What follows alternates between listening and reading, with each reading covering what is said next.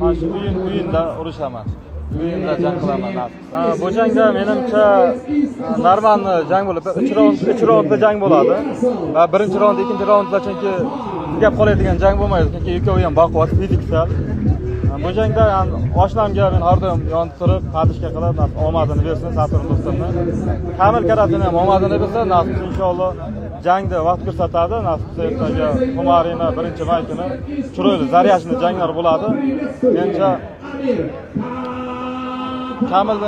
Kamilda nokaun bo'lsa kerak deb o'ylayapman.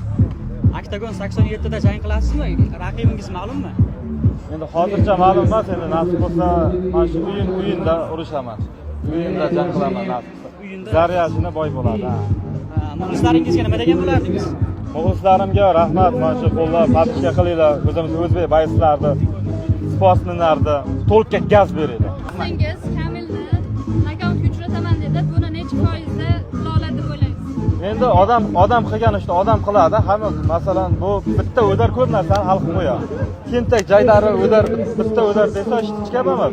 O'satan Kamilning jog'i sinib ketgan. Tembol jog'i sinib ketgan. Bu menimcha normal zarba desa menimcha emas. Juda og'ir bo'ladi deb o'ylayman.